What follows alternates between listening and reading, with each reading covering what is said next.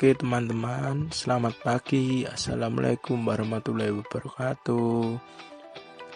Kami dari kelompok 10 dengan materi 5R, yaitu ringkas, rapi, resik, rawat, dan rajin.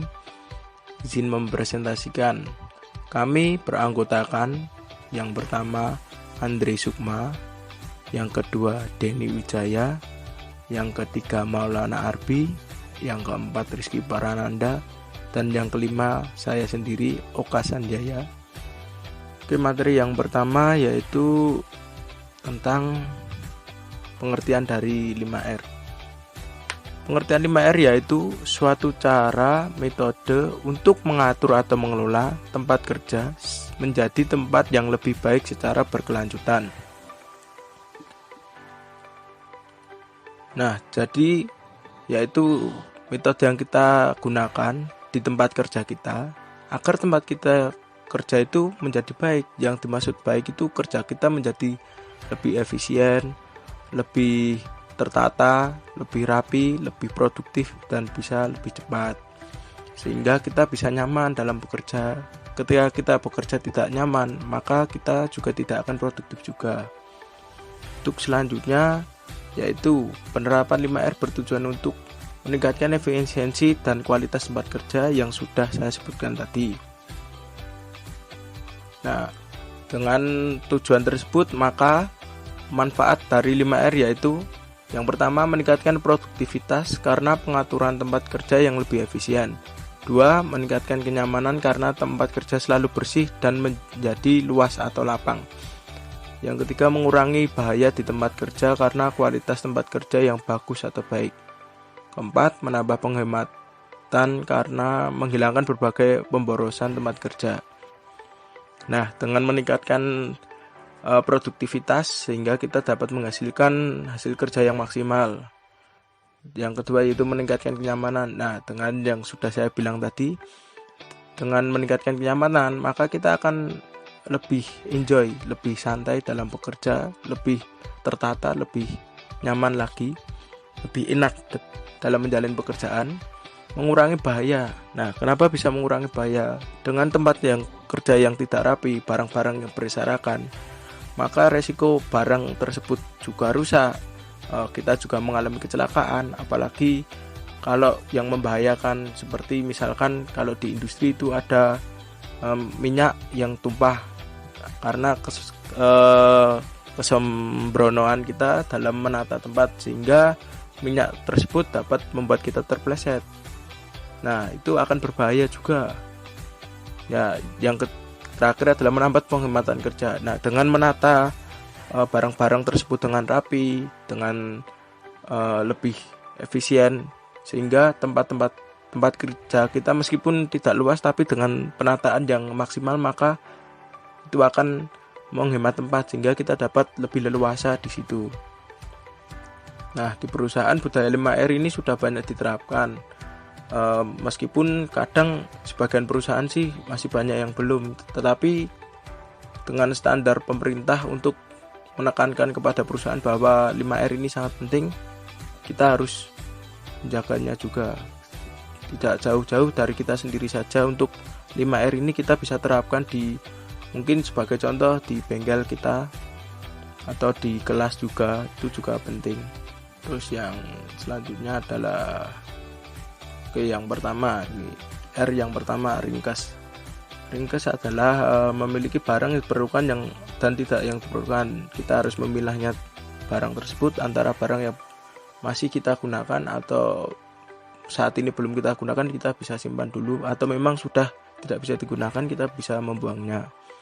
Kedua, memilah barang yang sudah rusak atau barang yang masih dapat digunakan. Ketiga, memilih barang yang harus dibuang atau tidak. Keempat, memilah barang yang atau jarang penggunaannya. Nah, seperti yang saya sebutkan tadi, kita harus tahu prioritas barang tersebut yang kita gunakan sekarang atau kita jarang gunakan, atau mungkin belum digunakan untuk jangka waktu saat ini, kita bisa menyimpan dulu. Dan jika barang tersebut memang benar sudah tidak layak digunakan, kita bisa membuangnya. Berikutnya adalah R yang kedua, R yang kedua adalah rapi atau dalam bahasa Jepang disebut seiton. Nah, bagaimana langkah-langkahnya untuk menerapkan rapi atau seiton ini? Yang pertama, menata atau mengerutkan peralatan atau barang berdasarkan alur proses kerja. Yang kedua, menata atau mengerutkan peralatan atau barang berdasarkan keseringan penggunaannya, keseragaman, fungsi, dan juga batas waktu penggunaannya.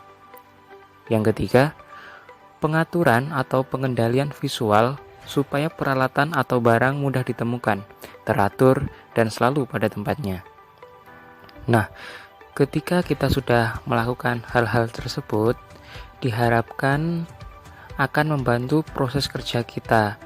Jadi, kita akan lebih nyaman dalam bekerja, sehingga produktivitas kerja pun akan meningkat. R yang ketiga adalah resik, atau dalam bahasa Jepang adalah seiso. Resik yang pertama adalah membersihkan tempat kerja dari semua kotoran dan debu. Sebelum kita memulai ataupun sesudah bekerja, kita harus membersihkan tempat kerja. Resik yang kedua, menyediakan sarana dan prasarana kebersihan di tempat kerja. Resik yang ketiga, meminimalisir sumber-sumber kotoran dan sampah. Resik yang keempat,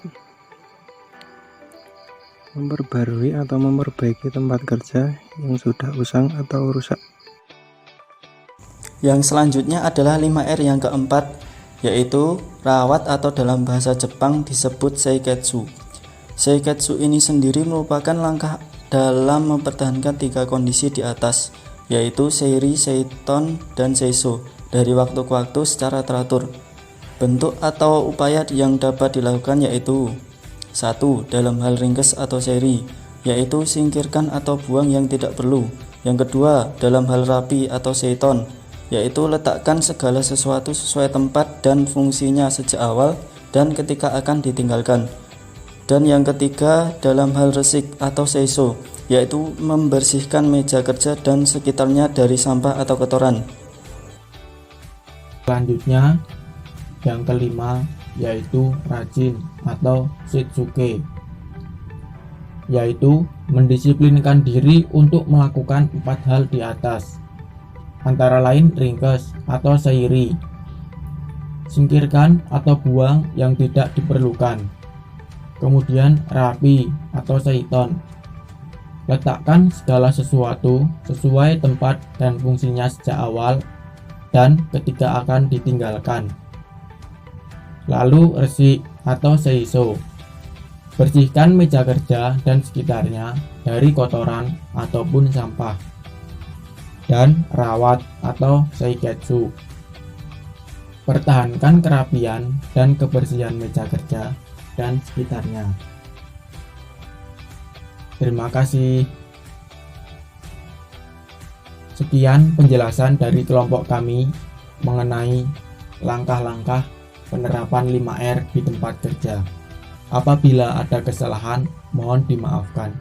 Billahi taufik wal hidayah. Wassalamualaikum warahmatullahi wabarakatuh.